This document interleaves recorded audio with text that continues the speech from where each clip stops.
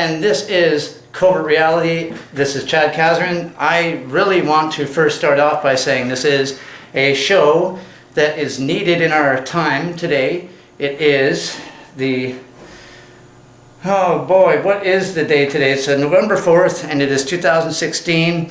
We are sitting nicely within a transition of power that is all reliant on keeping the door quiet and shut on anything that has to do with spraying our atmosphere with nanoparticulates and heating the ionosphere with it to actually control the weather. So welcome to Covert Reality. I do want to apologize. Last week I did mention something near the end of the show that I want to move on from. And I'd just like to say that I'm glad to be here, and I want to say thank you to everyone at 100.3 CKMS Waterloo, and for making me feel, a part of the team. And I just want to say thank you to all you listeners for tuning in today. We do have a very, very jam-packed show. I'm hoping line mic 2 will be working today. If not, I'll be sharing my mic that you're listening to me on radio right now. I'll be just kind of shifting the mic to the speaker. So if you hear a little bit of crinkles before it goes to the speaker, please do forgive me on that one. So what we're going to be doing today is we have a lot of stuff to talk about. We have CIA director coming out in the Council on Foreign Relations, talking about all these different, geoengineering options that are on the table. And the only time that the CIA would feel pressured to go to a Council on Foreign Relations meeting to start talking about something is because the public's starting to wake up, so they want to cover their tracks that they actually did speak about it. Well, a little too late, but better late than never. We've been sprayed here for 10 years. I'm a witness to this. I've been dedicating my life of major changes since 2005, 2006 to realize our country had been sold away, and there was major implications that brought that to be, which would bring us towards a North American Union, which is now being talked about that I don't think it's going to go through. I'm really going to say that with my own. I've been studying this subject for a long time. What we see is the European Union falling apart.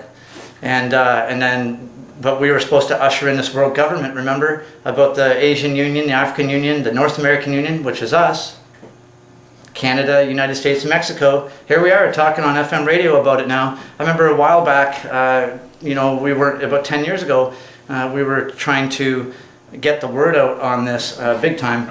And, just when you have a few people making deals behind the scenes without a voted in any sort of deal that's going to bring in across the board, across the world, same economical structure, that's dangerous. It really is, because you're implementing that the whole world will be the same, and we need our diversity.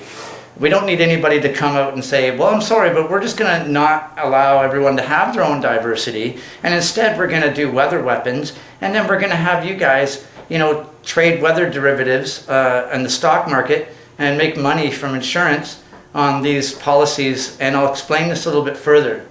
The only reason why any country is negotiated to have weather weapons or geoengineering operations going on is if they sign a deal that has to do with accepting the risk management behind the downfalls of what can happen. For instance, if one country needs, and this is ridiculous how far it's gone, but if one country needs more rain or less rain for an event, or more rain for an event, this may benefit a region, but then also disbenefit another region. So that could, ruin crop development in one area and benefit crop development in another. Now, you'd have to agree on the risk assessment of damages to each partner. So as long as you agree to deal with the damages that come with this weather modification, then you're a part of the player of Agenda 21, now Agenda 2030, and it'll probably be Agenda 2050, and they'll keep moving it on, and they got to find a way to actually, they have to find a way now, the geoengineering scientists like David Keith, he has to find a way now to try to speak like they never did spray us, which they have for 10 years in Southern Ontario. I can prove this. You know, we have weather modification happening today, just in little massive condensed spurts. I imagine they've just sprayed a little small couple treks above Kitchener, just a little bit, and it was enough to pulley in all of the other bits of dispersal, and this helps to pulley in a blanket of cloud cover over our area. That'll bring in rain, which will rain the chemical down from the nanoparticulate, and it is also blocking the sun. This has nothing to do with making our world a better place. Geoengineering is global warming, okay? So global warming is caused by geoengineering, and so climate change is caused by geoengineering too. But then climate change is just a term that was changed from global warming because they realized that they'd be having to always heat the ionosphere because the Earth is cooling. We're in a cooling period. I got a feeling they're going to take advantage of this cooling period though, because weather modification can go a couple ways. It can, well, more than a couple. You can bring in intense heat, which they've been doing most of the last week. Today they didn't spray in the morning, which was very beautiful. You can tell the nice coolness on the window when you touch it. You can feel that it's a fresh air day when you go outside, so that's really great. You know, I really appreciated that, but then I noticed a big cloud cover blanket being pulled over again, and so I'm imagining the little dispersal that they did to pulley this is more condensed with the particulate that will, like aluminum, any conductor like aluminum, there's strontium, barium, iron, lithium. When you see red and pink in the sky, it's usually lithium that we're dealing with. So what I want to do today is definitely show a few things. I think there's a beautiful video by James Corbett. I really admire that man, and he's went through a lot of heck in the past. He's one of the first, and you know, I was alongside him. Not really, we don't know each other, but I remember at the time I was looking at weather radar stuff, and I was literally inspired by James Corbett and the Corbett report. Because he would give really good analysis on the weather and what was going on with even warning people. He got in trouble and warned by, I think, the National Defense or something.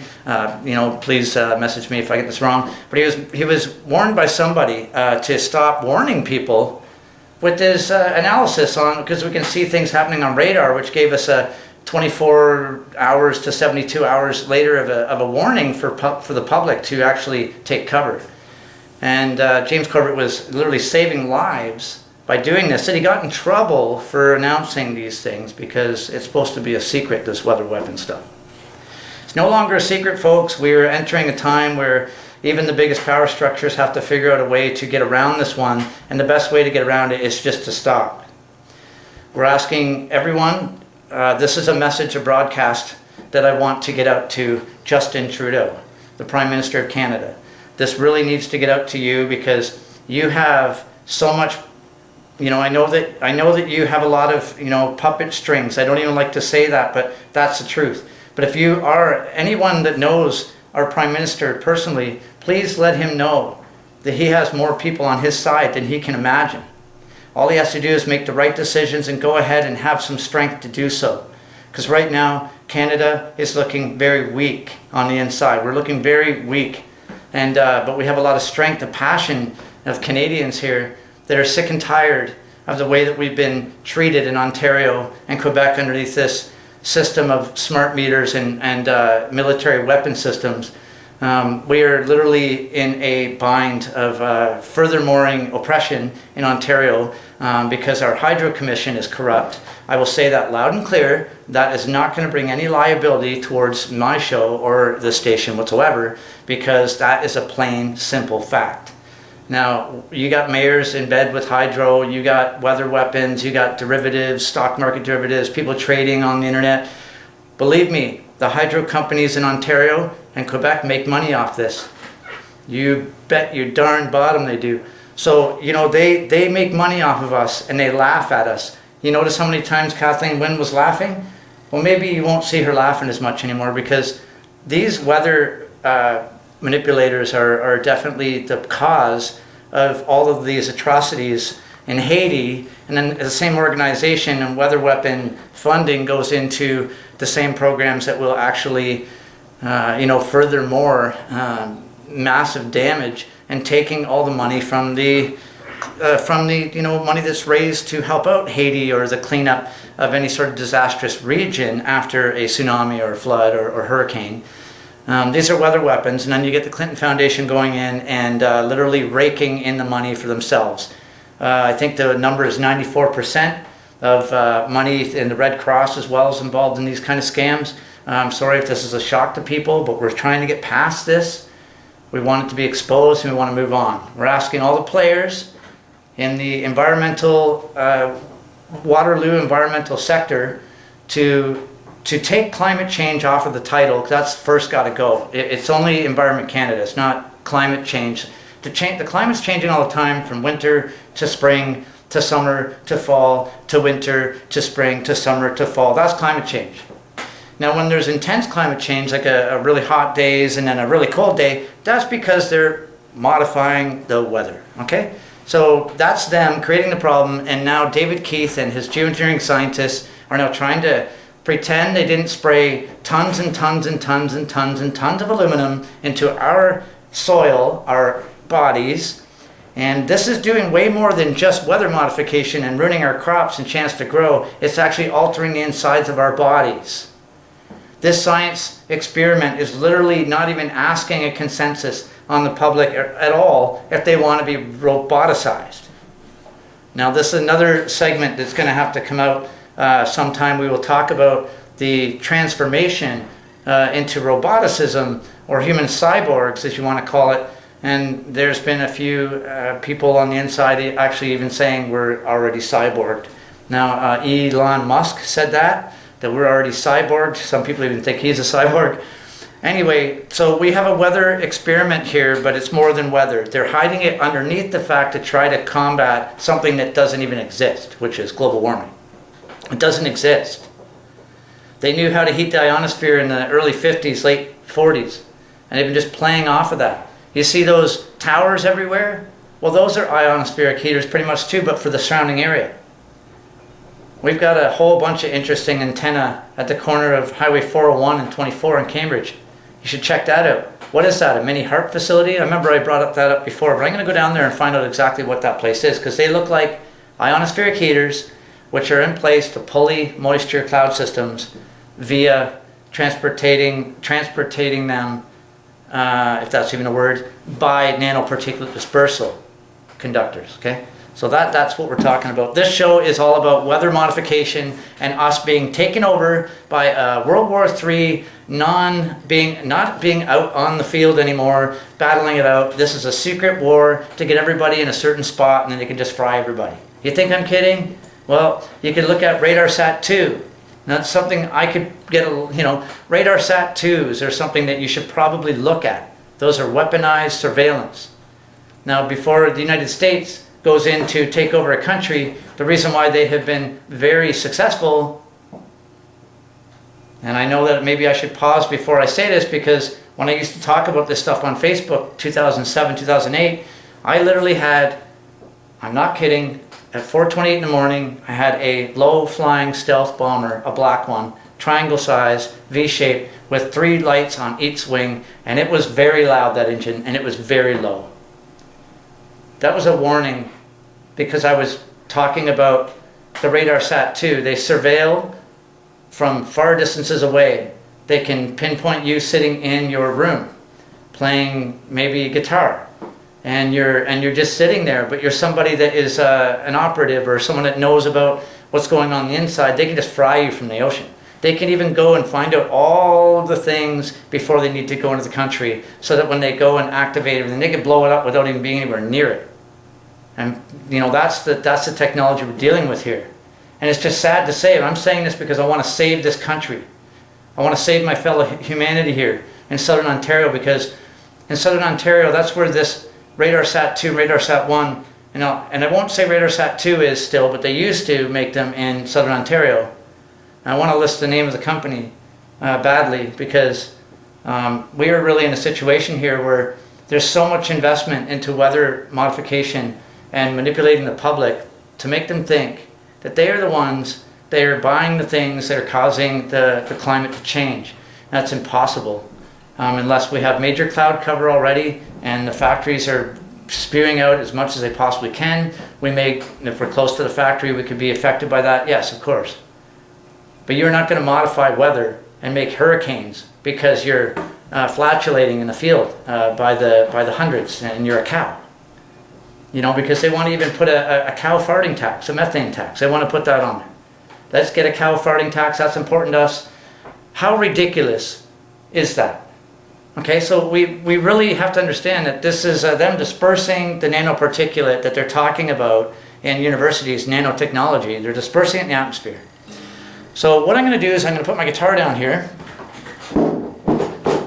And I'm going to, and I've noticed the last couple of shows my guitar's been really out of tune. I'm going to tune that at the station instead of at home. Anyway, I'm going to be playing something here, and I'm hoping that we'll be able to actually hear it. So here we go. This is a CIA director. Welcome to Covert Reality. I'm your host, Chad Kazarin, and you're listening to CKMS 100.3 FM, Waterloo. This is the only station around here, and I want to give a big round of applause. Yay, yay! That this is the only station I know of on FM that talks about weather modification and the seriousness of how we're a big player in this.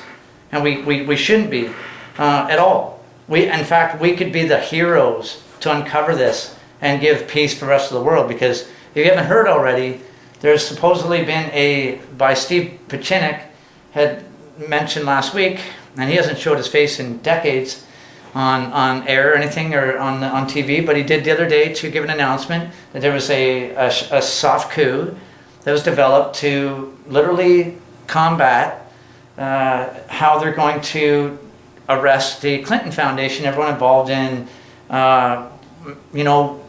wars on terror and fake wars on terror. And anyone involved now has the option to just stop what they're doing, stop their plans that they have, because I know you're told to pretend geoengineering doesn't exist and the public's supposed to be looked at like they're mental if they bring it up. We get that. We're past that. So you guys have to make a decision as a army personnel, as a militia personnel, as a protector of your own family's future and the right to exist in the future, as a normal human being with the same dreams that we grew up as. We're asking you to stop, and you may even avoid prosecution. If that doesn't happen, it looks like there's going to be definitely picking the biggest defenders of Mother Earth, and then they're going to be dealt with. So everyone down the line from that is eventually going to be dealt with. We're not imposing harm. We're not imposing even threats of throwing you in jail or anything like that, like you want to do with us activists that are exposing geoengineering and spraying the planet, altering our ecosystem. We want you to stop. We know that you want us to stop exposing you, but it's already past the line, and it's not going to stop. Okay? I spent 10 years of my life dedicating my life outside of anything I would have ever imagined to do, and here I am.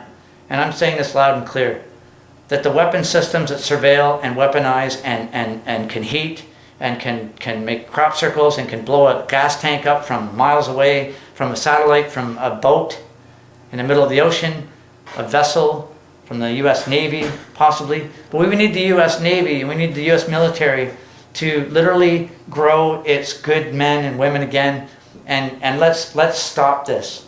Let's stop this. The only way that you'd be able to get away with it is if everybody in the world, or even 20%, were the only ones that knew about it. But now you're getting about 60 to 70, and quickly 80, 90, and pretty soon you're going to have to deal with the whole planet.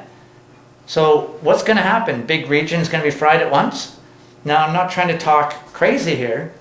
They have a weather heat weapon in place. Now, they got the dial on low right now, and they're waiting for civil unrest. And there's been talk about that these Syrian refugee fluxes there will be infiltration planted in there to cause problems. I'm guaranteed that's going to happen if it does. I'm just saying that if it does, we get a major flux, you're going to start hearing about smashing stuff up, rape, stuff like that, and it's just going to remind you of the G20 all over again, where draconian laws come into place that are illegal entirely, and then the police bullies come in and well, the secret, the private military police will come in and be the bully and make sure that it is Nazi Germany all over again, because they pick the most heartless, hollow people to work in those ways. And I don't think that those people are heartless and hollow inside either. I just think that they've just been fed up and as a bully type their whole life, and feeling like they're a bully, that they just take on that after a while, when really we all have a goodness inside us, and any bully out there is not a bully to begin with. I want to say that loud and clear. What I'm going to do is I'm going to try to play this, and hopefully we'll get enough volume out of it. I did do some adjustment on the laptop to try to get as much volume as I possibly can. So we're going to be playing the CIA director. The title, this is from Truthstream Media.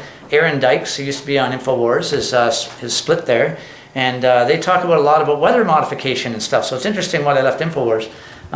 So they're on their own. This is Truthstream Media, and it's a little 5-minute video here on the CIA director just cheerfully chatted up the CFR, which is the Council on Foreign Relations, about chemtrails. Okay, so you're going to hear a little bit of moving of a microphone, and we're going to see how this works here.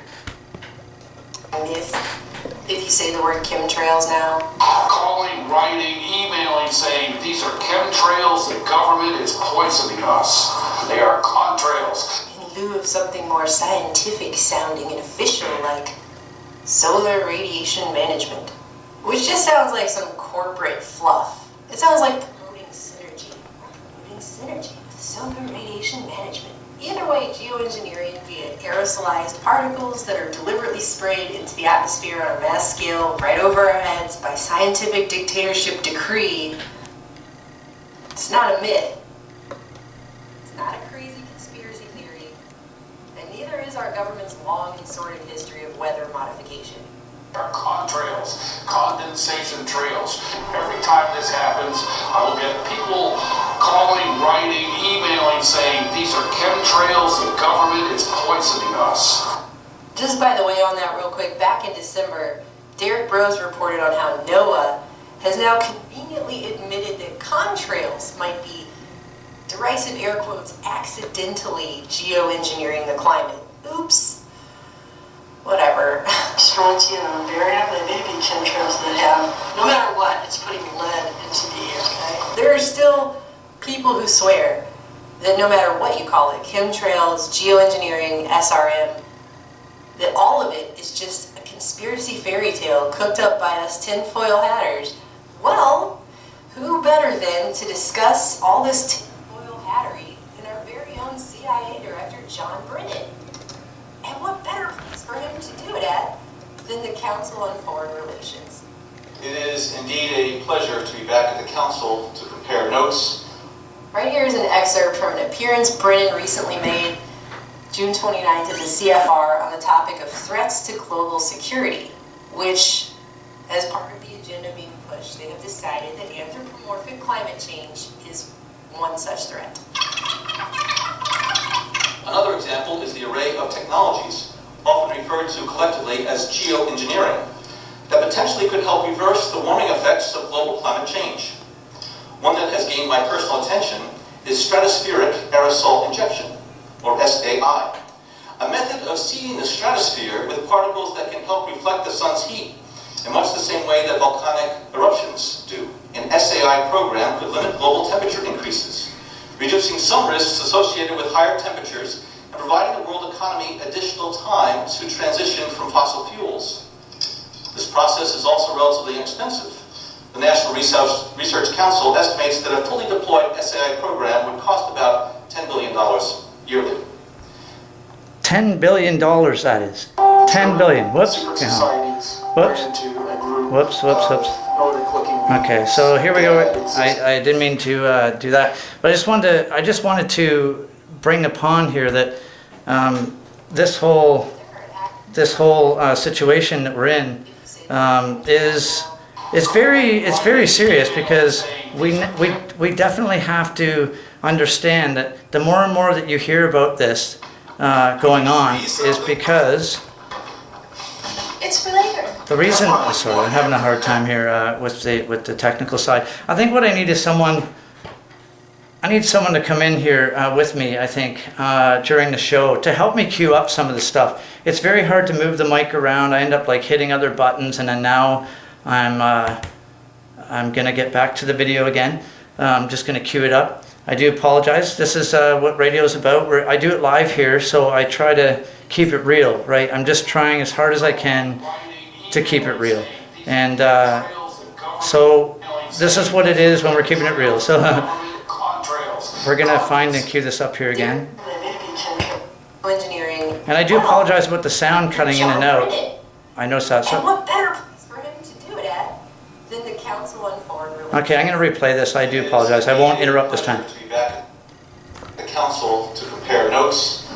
Right here is an excerpt from an appearance Brennan recently made June 29th at the CFR on the topic of threats to global security, which, as part of the agenda being pushed, they have The sound is not my problem there. climate change is one such threat. Another example is the array of technologies, often referred to collectively as geoengineering, that potentially could help reverse the warming effects of global climate change. One that has gained my personal attention is stratospheric aerosol injection, or SAI. And that is, yeah, stratospheric aerosol injection, like you just said. It just pretty much explains it great for yourself there, because you're injecting the aerosol into the atmosphere, which is used to go into our soil and into our bodies and alter the entire ecosystem. A method of seeding the stratosphere with particles that can help reflect the sun's heat, in much the same way that volcanic eruptions do. An SAI program could limit global temperature increases, reducing some risks associated with higher temperatures and providing the world economy additional time to transition from fossil fuels. This process is also relatively inexpensive. The National Research Council estimates that a fully deployed SAI program would cost about $10 billion. $10 billion. As promising as it may be, moving forward on SAI would also raise a number of challenges for our government and for the international community. Right. On the technical side, greenhouse gas emission reductions would still have to accompany SAI to address other climate change effects, such as ocean acidification, because SAI alone would not remove greenhouse gases from the atmosphere. On the geopolitical side, the technology's potential to alter weather patterns and benefit certain regions of the world at the expense of other regions could trigger sharp opposition by some nations. That's what I just explained. I just explained that earlier about how the risk assessed management must be agreed upon by each country before they can agree and be a part of this. Anyone involved in this is a criminal in my eyes in the biggest regard. So I just want to mention that. Others might seize on SAI's benefits and back away from their commitment to carbon dioxide reductions. And as with other breakthrough technologies, global norms and standards are lacking to guide the deployment and implementation of SAI and other geoengineering initiatives. Now I could go on and on and on and on about the things that fascinate me.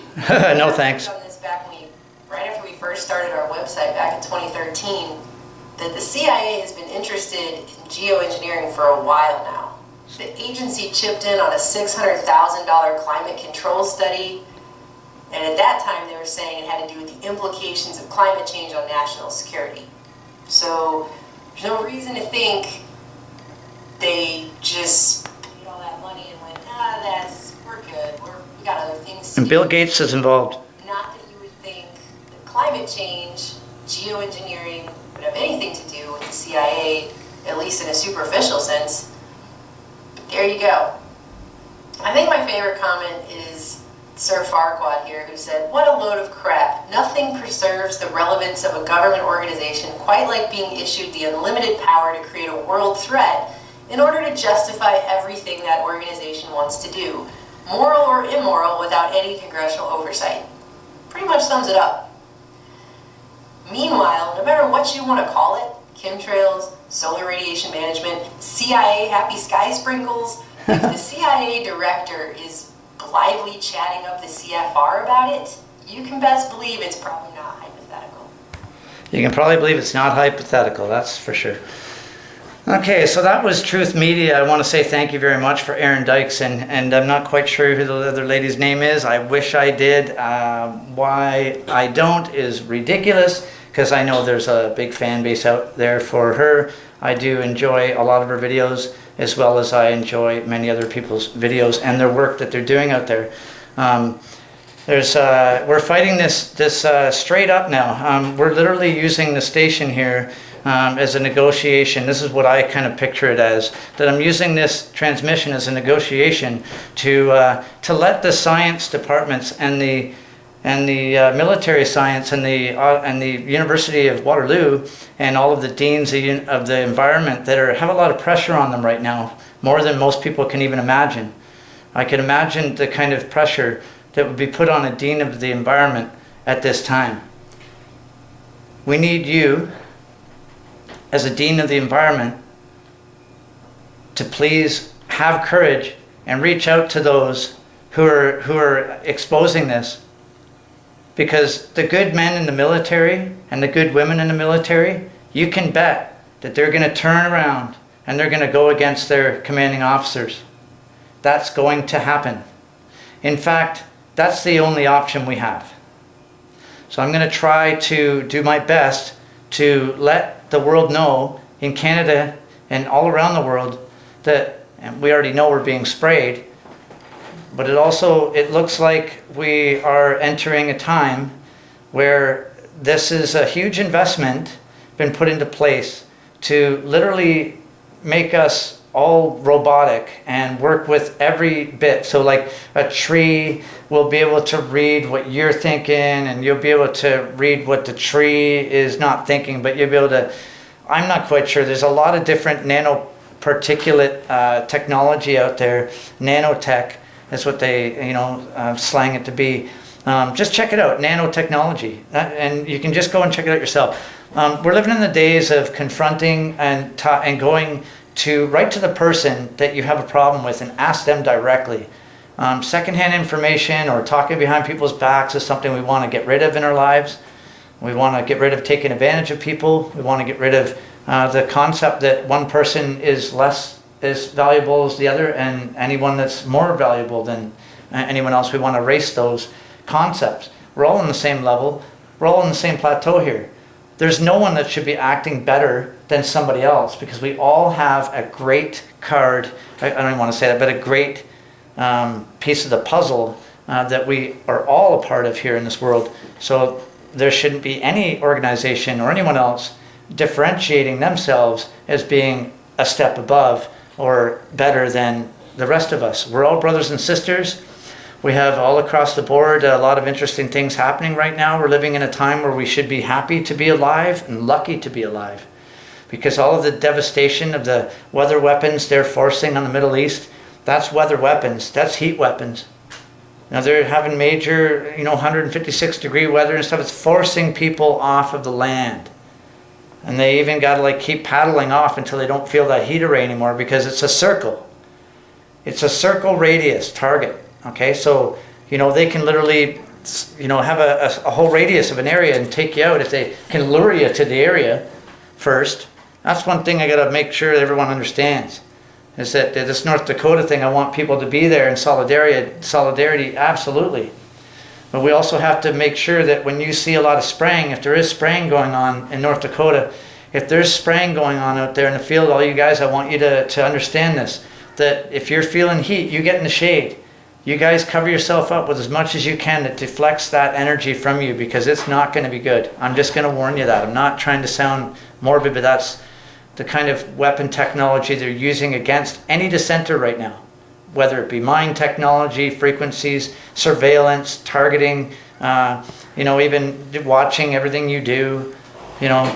It really is out there, folks. We are really living in a strange time. Okay, so this is another video I want to put on, and I think I might even run the very rest of the show if I can find it here. It'd be really great. And oh, look at that, I found it. So this is a Corbett report that I found really, really amazing, and I'm hoping we have enough time on the show today to throw this on, because it is really, really good. It's called Geoengineering, the Real Climate Change Threat. And again, this is James Corbett and the Corbett Report doing this, and I want to say thank you to him. And here it is.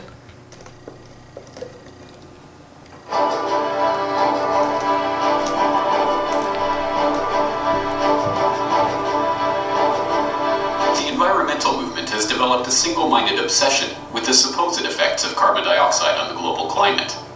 Rather than CO2 gas, however, the technologies that are now being proposed to mitigate this supposed problem might be the real cause of our coming environmental calamity. This is the GRTV Backgrounder on Global Research TV. For decades now, we have been told to be afraid of the long-term effects of man-made carbon dioxide on our climate. Seemingly, I just want to make an announcement. This is CKMS 100.3 Waterloo. I noticed that he had just said grtv.ca. This is what you're listening to, Covert Reality, and I'm your host, Chad Kazarin. This is Corbett Report that I'm playing from his own website, the Corbett Report, and I'm going to play it now, and I'm going to try to be quiet. every day some new storm, drought, warm spell, or cold snap is featured on the news, with government-funded scientists warning us that this is a sign of things to come, unless the world reduces its CO2 production. The problem, of course, is that this is a third-rate scientific hoax, propagated on the strength of the public's ignorance of the underlying science, or lack thereof. The models and predictions used to scare the public into believing that CO2 is driving climate and will continue to do so in an increasingly dangerous fashion share the distinction of being universally wrong in their predictions of trends over the past 15 years, yet we are still asked to believe in the long-term validity of these same falsified models. As Robinson et al. Noted in their 2007 study, Environmental Effects of Increased Atmospheric Carbon Dioxide, published by the Oregon Institute of Science and Medicine, predictions of harmful climatic effects due to future increases in hydrocarbon use and minor greenhouse gases like CO2 do not conform to current experimental knowledge. Also in 2007, J. Scott Armstrong, a researcher at the University of Pennsylvania and the author of Long Range Forecasting, a standard textbook on the principles of forecasting, co-authored an audit of the procedures that the IPCC used for its global warming projections, finding that these procedures violated 72 of the 89 relevant principles of scientific forecasting.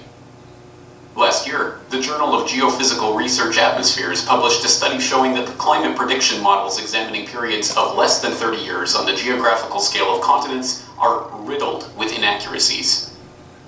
Earlier this year, the UK's Met Office was forced to raise downward their projections for temperature increase over the next 4 years after a 15-year standstill in global annual temperatures. Ironically, this divergence from the continuous temperature increases that had been predicted by the CO2 alarmists is now being blamed on natural variability, including the cycles of changes in solar activity, which leaked drafts of the IPCC's AR5 report due out next year indicate have been vastly underestimated. Sadly, the fear-mongering hype and misleading predictions on this issue have become so internalized that there is a subsection of the population that is now willing to question whether every conceivable event in the galaxy is the result of man-made CO2, even near-Earth asteroids. Nope. Our science guy, Bill Nye, and talk about something else that's falling from the sky, and that is an asteroid. What's coming our way? Is this an effect of perhaps global warming, or is this just some meteoric occasion? Except it's all science, and it is the word meteorology and the word meteor come from the same root. So, that so many are concentrating so much time and attention to the question of carbon dioxide, a trace gas in the atmosphere which itself is only partially man-made, is only to be expected. Scientists, pundits, writers, and businessmen are only responding to the market incentives that are at play.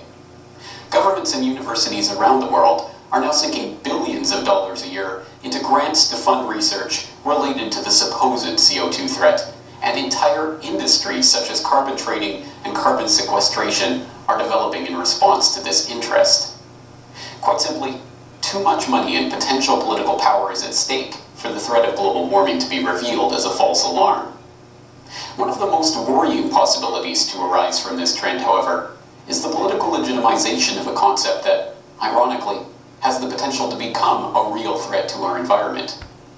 I want to mention That is a really good point that he made. The reason why, yeah, it's hard for these people to stop is because a whole new world they were going to bring in relied on the money that would be brought in by suckering everybody into making them believe that they're the ones that are causing the meteors to come in. I mean, come on, Bill Nye, science guy, you're a liar. You're a paid operative in this. I don't like to say operative. I just call it that because if you're someone operating with the evil side, you're an operative.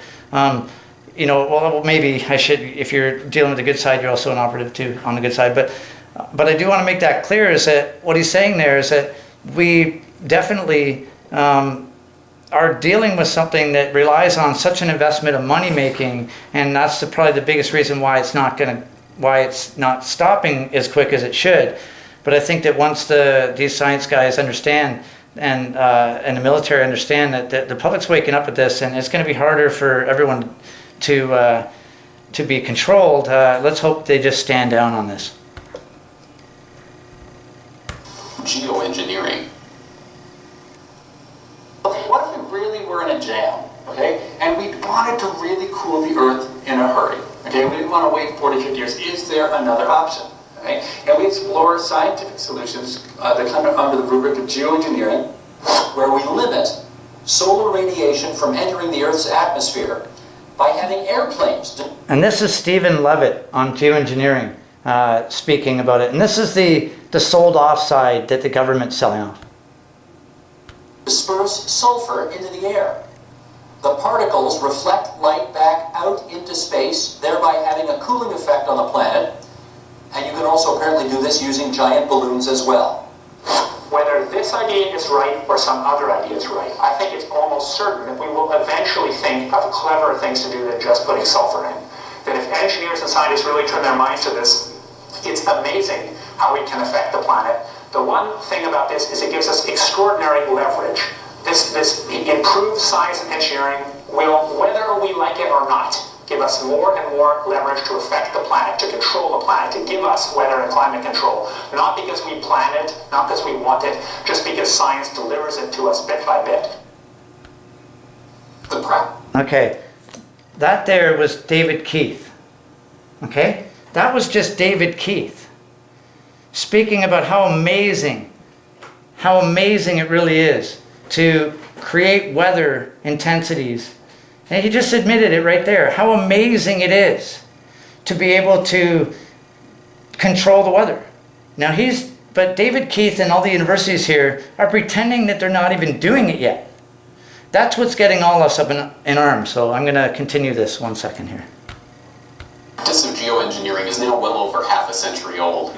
As early as the late 1940s, American mathematician John von Neumann was researching weather modification and its potential uses in climatic warfare for the U.S. Department of Defense.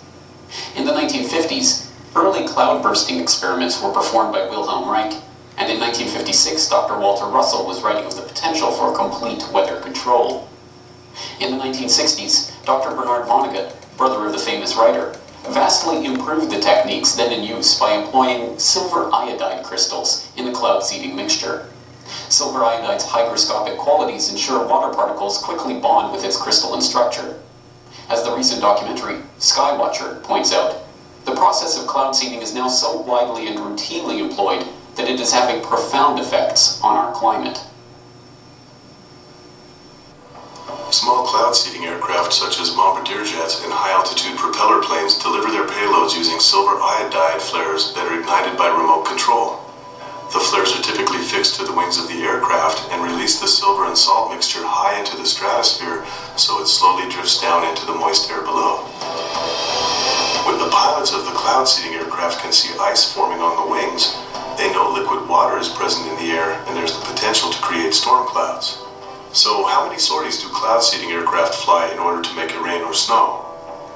The answer is as many as possible. The more aerosols, the more chance of condensation that makes thick rain clouds.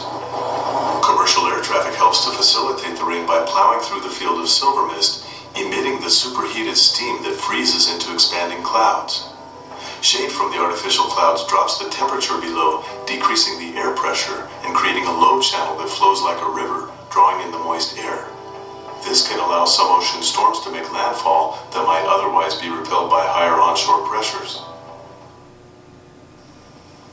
Given that CO2 is not the problem it is made out to be, coupled with the admitted advent of modern weather modification technologies in DoD research programs, it is impossible not to inquire into the possible links between the current push toward geoengineering and the military-industrial complex. Last year, I had the chance to talk to Professor Michel Chossudovsky of the Center for Research on Globalization about the past, present, and future of weather warfare technology. Well, first of all, I should mention that weather warfare is not something which is recent. It was used during the Vietnam War. Cloud seeding techniques which were intended to block enemy supply lines.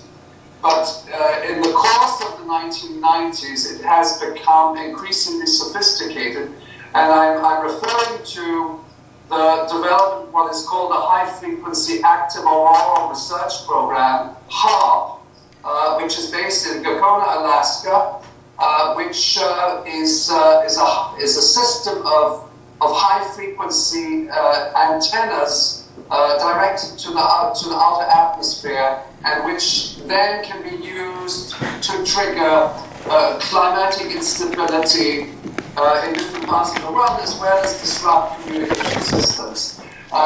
We talk about ENMOD, environmental modification techniques for military use.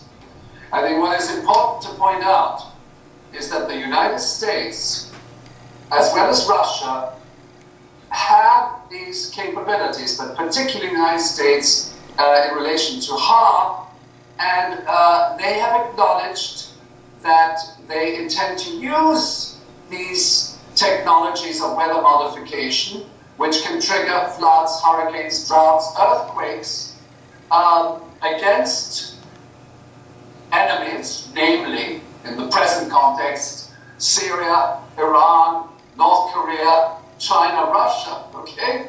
And they explicitly state that these weather modification techniques have both offensive as well as defensive applications and can be used for deterrence purposes. In other words, we are in presence of something which is very diabolical. I consider this to be the ultimate weapon of mass destruction. Why? Because it can destroy the agricultural system, it can destabilize the national ecology, the environment, it can disrupt communications networks, it can destabilize an entire national economy. And in the present context of asymmetrical warfare and the use of non-conventional weapon systems, which has been proposed, in fact, by the US administration, I would suspect that weather warfare is part of the agenda. Nobody talks about it. Unfortunately, scientists are absolutely mute on the subject. The meteorologists, I'll say that again, scientists are mute on the subject. It is not part of the debate on climate change, although it is acknowledged that these techniques do disrupt climate. And ultimately, the scientific debate on owning the weather for military use. I'm using the terms of the U.S. Air Force. Those are not my terms. The U.S. Air Force says we must own the weather. We must own the weather so that we can use the weather for military purposes against enemies of the United States and the Western world. So that is the background. The potential military benefits to the wartime deployment of weather modification technologies are self-evident. In fact, they are so self-evident that, as Professor Chossudovsky notes, The UN was compelled to introduce a convention in 1977 prohibiting the use of environmental modification technology in warfare. The US ratified that convention in 1980. Other potential benefits to the deployment of this technology suggest themselves in the monetary sphere. So many events in the course of human activity are predicated on short-term weather and long-term climate phenomena that the ability to determine or even influence either could be extremely valuable. Insurance companies, for example, stand to lose billions, and reconstruction-related industries stand to make those same billions every time a strong storm makes landfall in populated areas. This would benefit companies like Intact Insurance. They're sitting there waiting for weather to destroy your home, floods to annihilate us, and then you're going to go get insurance from them. That's Intact Insurance. That's actually run by a professor, another guilty professor named Blair Feltmate, that is pushing the same agenda as, not letting us know they've already been spraying, but pretending that they can actually spray in the future to curb the problem we're in. So it's the same kind of thing. I just wanted to bring that up. So it should not be surprising that a market has evolved for weather derivatives, effectively allowing large financial institutions to make money gambling on the weather. And it should also come as no surprise that this market was largely pioneered by that infamous globalist connected insider corporation, Enron. Last year I had the chance to talk to researcher Peter Kirby about Enron's involvement in weather derivatives and the vast sums that stand to be made as geoengineering projects continue to be deployed under the threshold of public awareness. Right. Sure. So let's start talking about some of the information that you've uncovered about these programs and some of the people behind them. And let's just start by introducing people to something called Enron Weather, which you bring up in your article about geoengineering for financial gain through derivatives. What was Enron Weather and how and when was it set up? Yes, Enron Weather was a division of Enron. I'd have to reference my paper for the exact date, but it existed for about the last 5 years of the Enron fiasco, which ended in around 2001. And Enron Weather was the particular division within Enron that was known to buy and sell weather derivatives. Not only was Enron a player in the weather derivatives market, they originated the weather derivatives market. It came out of Enron. It was one of their little, experiments that came out, and at first it didn't make much money for them. It was an experiment, as all experimental businesses are. They often need capital and stuff like that to get off the ground and take on money at first. But then, by the time of Enron's collapse, they were making money by Enron Weather. It was a money-making department. So people try to downplay the importance of Enron Weather. They say, oh, well, it was a tiny part and it only lost money. No, actually, by the time Enron went under, it was a significant part of Enron. Even if we were to assume that weather modification technologies are not currently being used for the purpose of weather warfare or market manipulation, the potential for such abuses alone should be more than enough to dissuade us from pursuing these technologies. Even more worrying, perhaps, are the true unknown environmental ramifications of the long-term effects of these technologies on our environment. Ironically enough, those who are warning us of the potentially disastrous consequences of man-made climate change may be exactly right in their assessment after all. But in the end, it may not be the man-made CO2 they're worried about that is the real culprit of this coming catastrophe, but the geoengineering technologies that are being proposed as the solution to this problem. For more on this story and other breaking news and current events, please go to Global. Okay, so there you have it. That was James Corbett. He's a very respected individual all around the world. He was targeted at one point in time, shut down. He's had many problems within the Department of Defense and people threatening him for warning the public about weather modification happening due to us uncovering a lot of that through radar impulses and figuring out how they all, kind of combine and work together. So I'm glad that we got to show that. I'm hoping that everyone was able to hear all that good out there. I'm hoping to hear some good comments about today's show. We are going to be staying here. Covert Reality is going to stay on the ship of awesomeness here at 100.3 CKMS Waterloo. I do want to say a few words. If you do want to donate some money to a billboard campaign, you can go to buybybluesky.com, and there's many campaigns you can donate to. Or if you would like to go to just Google Mohawk chemtrail billboard, and you will come up with one that we have currently, and it may even be up on Highway 6 today.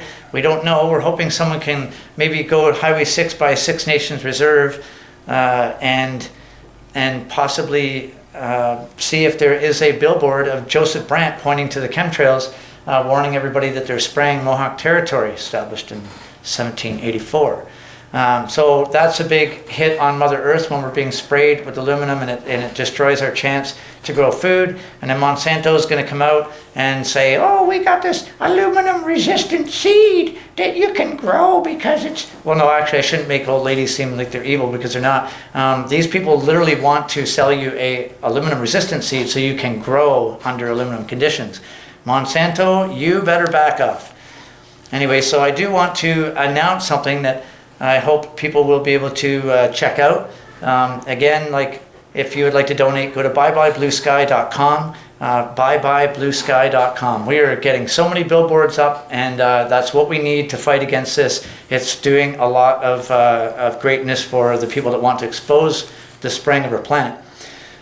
So I do want to mention too that on November 12th, okay, in Toronto, on Bathurst Street, at Steve's Restaurant, which is a very famous Steve's Restaurant. There's two Steve's Restaurants in Toronto, but this one is on Bathurst, okay? So if you want to look up online, I think there is one, or you can go to my page, Chad Kasserin, or Covert Reality. I will post a little bit later today, another version of it. But November 12th, we're meeting at Steve's Restaurant on Bathurst in Toronto, November 12th at 1 o'clock, and we're going to be exposing underneath a beautiful billboard of 4 people using their cell phones on a bench, not looking up, looking down at their cell phone, while there's chemtrail spraying going on beside them, and it says, look up. And we're all going to be there celebrating and exposing more of this geoengineering to the public that day in Toronto. So we're really hoping that you can show up November 12th peacefully. We know who operatives are. I deal with the agents, the provocateurs. We know the military personnel that come in and pretend they're just regular people. We're all just kind of done with that whole game, and we want to come together more than ever now and show the numbers of people that really care for the planet and see what's really going on. They are relying on the public to not know what's going on. Okay? So now is your chance to actually really start asking questions and dig in and see what's going on. So, you know, that's the only way you can really kind of escape this, because it's not going to go away. Well, we hope the geoengineering will go away, and a lot of great things are happening. So let's just hope deep down inside that once all this exposing of criminality all over the world is being exposed, that we can also stop the spraying. Because when I woke up this morning, I thought, wow, they didn't spray. And every time I notice they don't spray in the morning, I'm always hoping that they finally caught up to them and that we're going to stop it. So I'm still going to hope for that. We're all still going to hope for that. Hope to see you on November 12th at Steve's Restaurant on Bathurst in Toronto next week at 1 o'clock. This is Chad Kasserin for Covert Reality. Have a great weekend. We'll see you next week.